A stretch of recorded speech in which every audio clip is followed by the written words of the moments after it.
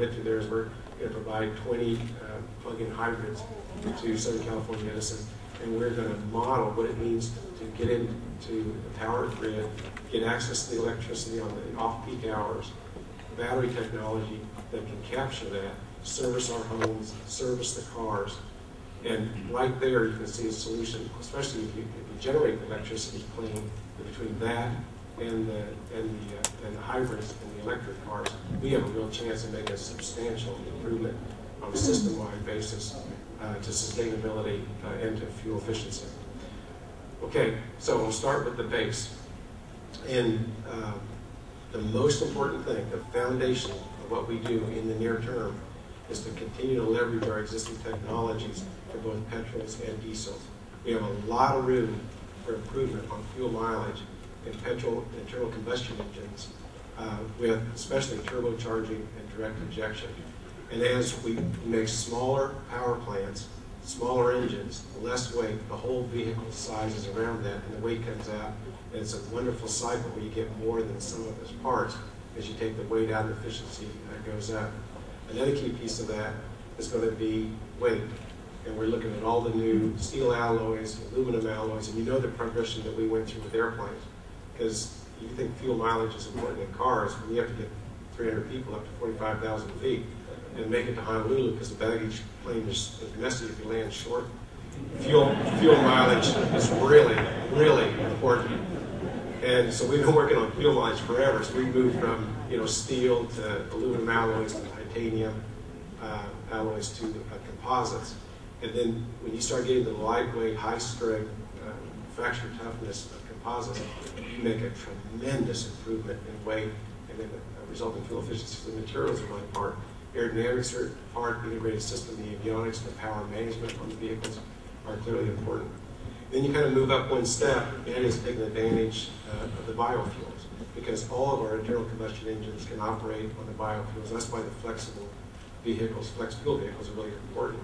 And why we made a commitment that by 2012, we're going to have 50% of all of our vehicles we put out with internal combustion engines will be flexible fuel compatible. And that means whether it's sugar, which is the main source for ethanol outside of the United States, or whether it's corn, or whether it's cellulosic ethanol going forward, all of our vehicles ought to be able to take that alternate fuel. Again, it's a tremendous improvement in the near term. Then we move on to hybrids. And hybrids, as you know, we probably have every possible combination of a hybrid being looked at right now. We have petrol electricity, we have diesel electricity, we have series, we have in parallel, we have some that generate electricity where you're slowing down, some that are not.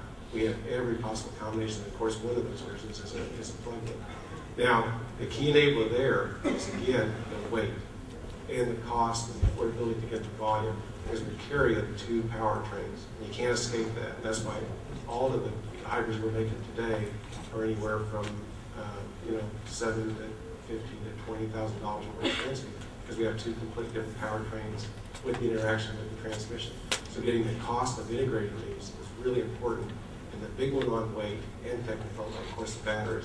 The lithium-ion batteries have a great promise. They also have lithium in it. Lithium is volatile. And we've got to make sure that we have a management system for the lithium-ion batteries. We get the weight out. We get their ability to hold a charge and take a charge faster. And we get it integrated with the vehicle. And clearly, us pushing, the whole industry pushing on the battery technology, lithium-ion, plus the future is really an enabler. Plus getting the cost out for the hybrids, but we'll have diesel versions and petrol versions. Then moving up again to even more electric vehicles. You could imagine today, like I described with the Southern California Edison, where we develop a system solution. It might be even a different business model on the batteries themselves, where we can get to the place where we're not only generating electricity clean, but we're also using it in a clean way. Another neat piece about the internal combustion engine is the possibility of a hydrogen-powered internal combustion engine. But again, the real key there is the infrastructure for the hydrogen. Then moving up to another real possibility in the longer term is our hydrogen fuel cells. And we're not there on fuel cells today, clearly, but it's going to be enabling technology that we increase the pace of their development. Because just the idea of having a hydrogen tank in the middle of battery, lithium-ion battery on one side, a fuel cell on the other, taking the hydrogen, mixing it with platinum. Out comes electricity, goes to the battery that drives the electric motor, and out comes water.